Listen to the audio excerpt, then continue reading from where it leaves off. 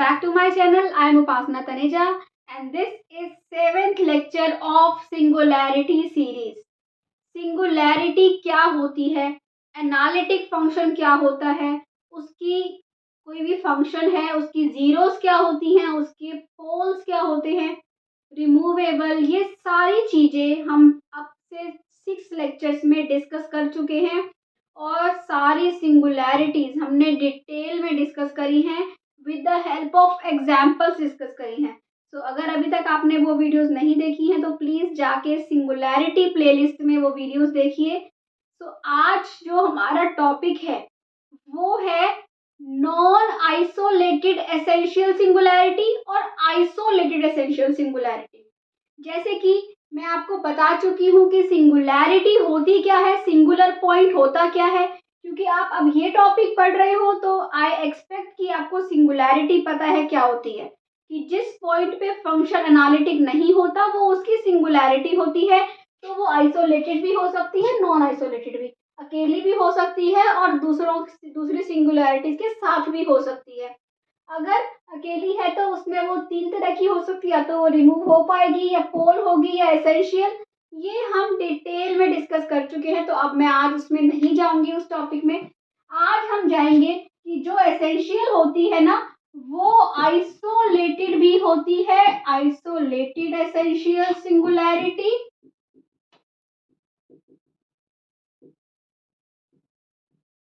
और essential singularity जो होती है वो नॉन आइसोलेटेड भी होती है. तो जो अब हम पढ़ने वाले हैं, ये हम पढ़ने वाले हैं आज की वीडियो में कि एसेंशियल सिंगुलैरिटी क्या होती है, एक आइसोलेटेड, एक नॉन आइसोलेटेड. ठीक है, बहुत ही इंपॉर्टेंट है, इसमें से क्वेश्चन बनता ही बनता है. ठीक है, अगर आपके पास सपोज करो कोई भी फंक्शन दे रखा है और वो रैशनल फॉर्म में है, मोस्टली इस केसेस में इनका रोल आता है मोस्टली. ठीक है, सो इस टाइप का क्वेश्चन है तो आपने क्या करना है, first of all find zeros of F Z. आपने क्या करना है, एफ जेड की जीरोस निकालनी है. ये मैं कर रही हूँ किसके लिए, आइसोलेटेड के लिए. आइसोलेटेड के लिए स्टेप 1 क्या है, find zeros of F Z, और स्टेप 2 क्या है, स्टेप 2 है find limit point of zeros. अब जीरोस का लिमिट पॉइंट कब आएगा, जब जीरोस इनफाइनाइट होंगी, है ना, कि उस जो फंक्शन बन रहा होगा उसकी इनफाइनाइट जीरो होंगी. जैसे कि अब आपका साइन जेड होता है तो जेड, इसकी जीरोस कौन कौन सी हैं, साइन जेड कब जीरो होता है, z is equal to n pi पे. तो मतलब एन क्या हो सकता है, एन की तो इनफाइनाइट वैल्यूज हो सकती हैं, +-1 +-2 0 +-3, है ना, इनफाइनाइट. तो इसका मतलब इसकी इनफाइनाइट जीरोस आ गई. तो इनफाइनाइट जीरोस आएंगी तभी तो लिमिट पॉइंट आएगा. अब मैं आपको एक फंक्शन दे दूं z-1/z-2, अब मैं कहूँ इसकी जीरोस निकालो, इसकी जीरोस निकाल दोगे आप, z=1 इसकी जीरो है, पर ये तो नहीं बता पाओगे ना उसका लिमिट पॉइंट क्या है. तो सबसे पहले तो जीरोस निकालना आना चाहिए फंक्शन की, और इसका मतलब इस टाइप के फंक्शन आएंगे जहाँ जीरोस ऐसी निकल रही होंगी, एन पाई या 10z होगा या cos z, कुछ भी हो सकता है ना, वो हमें पता ही है. उसके ऐसे केसेस हम कर चुके हैं कि जीरोस कैसे निकाली थी, है ना, एग्जांपल्स आप देख सकते हो वो वाले. तो इस टाइप की जो आएंगी जीरोस आएंगी इनफाइनाइट, उनका लिमिट पॉइंट चेक करेंगे, है ना. तो जो लिमिट पॉइंट हम चेक करेंगे वो निकालना बहुत इजी है, वो हम पहले भी निकाल चुके हैं कॉम्प्लेक्स में, और यहाँ भी मैं आपको लिमिट पॉइंट निकाल के दिखाऊंगी कैसे निकल रहा है. Limit N tending to infinity लोगे, लिमिट लगा दोगे, लिमिट पॉइंट आ जाएगा. बहुत ही सिंपल है, एग्जाम्पल से देखना. ठीक है, और लिमिट पॉइंट ऑफ जीरोस निकालोगे, find limit point of zeros. Okay, फिर जो थर्ड स्टेप है वो क्या है, वेरी इंपॉर्टेंट स्टेटमेंट. क्या है वो स्टेटमेंट, लिमिट पॉइंट, नोट कर लो ये, limit point of zeros is isolated essential singularity. ठीक है, समझ गए बात को। जीरोस निकालोगे, जीरोस का लिमिट पॉइंट निकालोगे, जो वो लिमिट पॉइंट होता है वो क्या होता है, आइसोलेटेड एसेंशियल सिंगुलैरिटी होता है। ठीक है, तो ये इसके बाद आप लिखो कि नॉन आइसोलेटेड एसेंशियल सिंगुलैरिटी क्या होती है, वो मैं यहाँ लिखती हूँ। Non isolated essential singularity. क्या करेंगे, सबसे पहले step 1 find poles.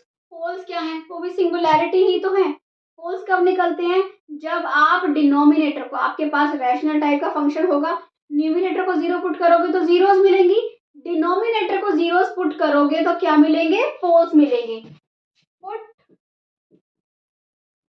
Denominator of rational function equal to 0 and find poles. ऐसे करके आपको क्या मिल जाएंगे, पोल्स मिल जाएंगे।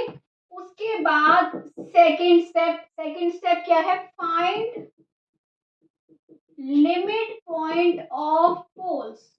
Limit point of poles. और थर्ड पॉइंट क्या है, थर्ड पॉइंट है, जब आपने लिमिट पॉइंट निकाल लिया तो ये रिजल्ट है कि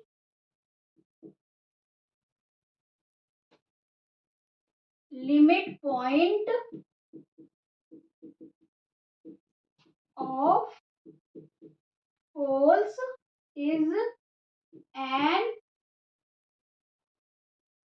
a non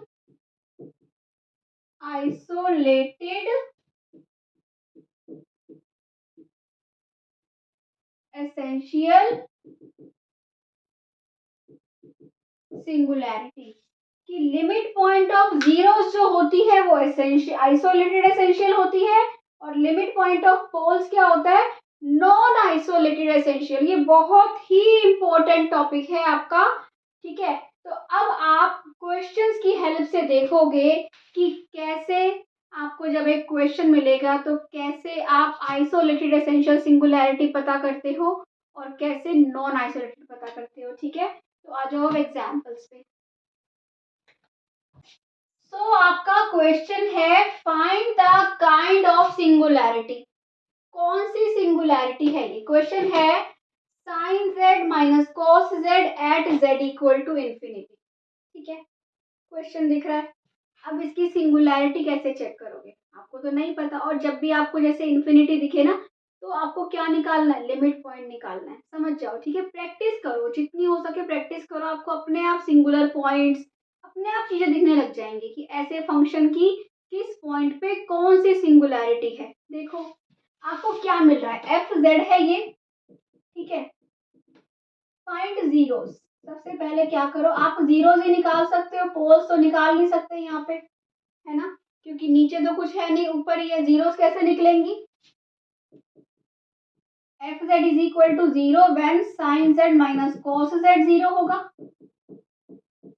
when sine Z minus cos z 0 होगा, this implies sine Z equal to cos z होगा।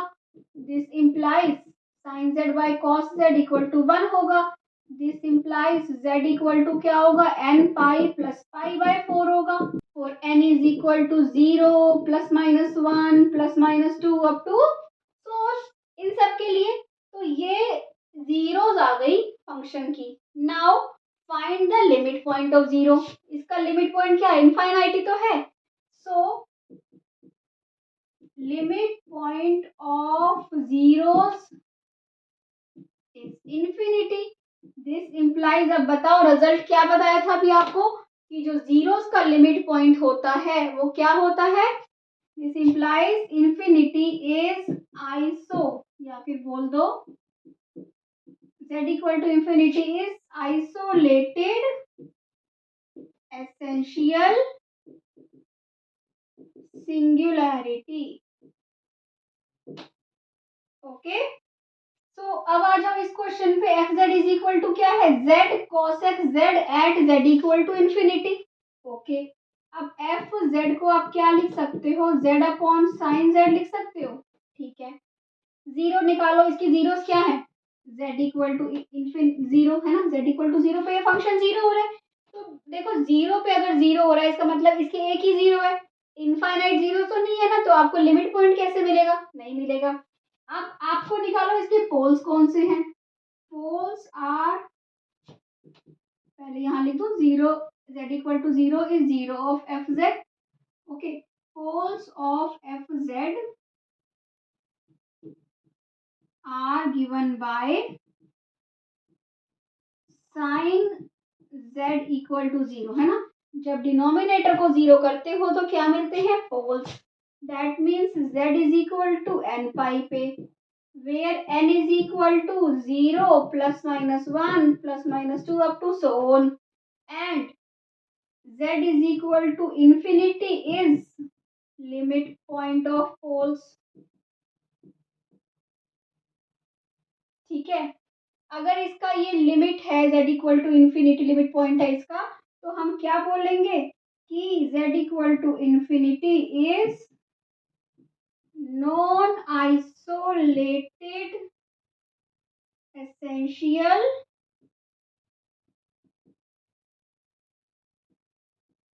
सिंगुलैरिटी। ठीक है, अब एक और क्वेश्चन देखो कैसे करते हैं। सो नाउ ये देखो कि हम ये क्वेश्चन क्या है, f of z is equal to sec one by z at Z equal to zero. Okay, तो f of z is equal to हम क्या लिख सकते हैं, इसको कॉस वन बाय जेड लिख सकते हैं। ओके, नाउ अगर आप cos वन बाय जेड को इक्वल टू जीरो पुट करोगे तो क्या मिलेंगे, पोल्स। डिनोमिनेटर को जीरो पुट करके क्या मिलते हैं, पोल्स मिलते हैं। ठीक है, तो दैट मीन्स क्या हुआ, one by z is equal to two n pi plus minus one by two. Okay, plus minus pi by two. तो क्या हो जाएगा ये, one by z is equal to क्या हो जाएगा, two n plus minus one by two pi. Okay, z is equal to क्या हो जाएगा, one upon two n plus minus one by two pi, where n क्या है बताओ, zero one two. ये तो आप 11th क्लास में ही पढ़ लेते हो, है ना, कैसे कैसे आपको क्या किस जीरो पे क्या मिलती है z की वैल्यूज। सो ये आपके पास आ गया। ओके, अब n की लिमिट क्या है, इसकी लिमिट इन्फिनिटी है, तो उस पर z की वैल्यू क्या मिलेगी, जीरो मिलेगी। किसकी लिमिट है, ये पोल्स की। तो z इक्वल टू जीरो क्या हुई, non isolated essential singularity. Okay, so ये हो गया क्वेश्चन। सो आई होप आपको आज का लेक्चर क्लियर हुआ है।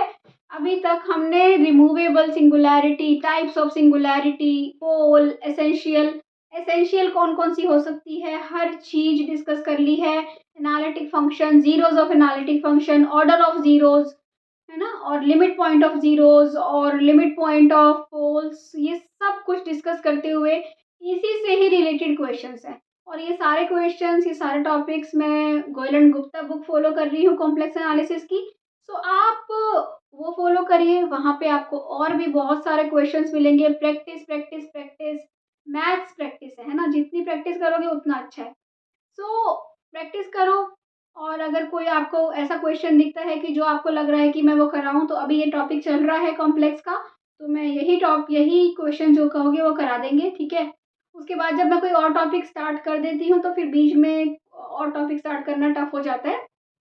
तो अभी कॉम्प्लेक्स ही चल रही है, तो कोई भी अगर क्वेश्चन आपको कॉम्प्लेक्स का पूछना है तो वो कमेंट सेक्शन में लिख के भेज दो। ठीक है, सो अगर अच्छा लग रहा है तो चैनल को सब्सक्राइब करो, वीडियो को लाइक कर दो, शेयर कर दो।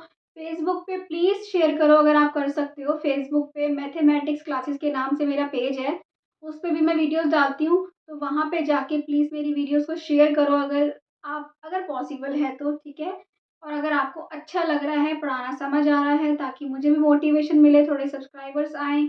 Okay, so keep watching. Next lecture में हम सिंगुलैरिटीज़ को कंपाइल करेंगे, बहुत सारे रिजल्ट्स डिस्कस करेंगे जो आपके आगे कॉम्पिटिटिव एग्जाम्स के लिए यूज़फुल होने वाले हैं वो रिजल्ट्स। ठीक है, so bye bye, thank you for watching.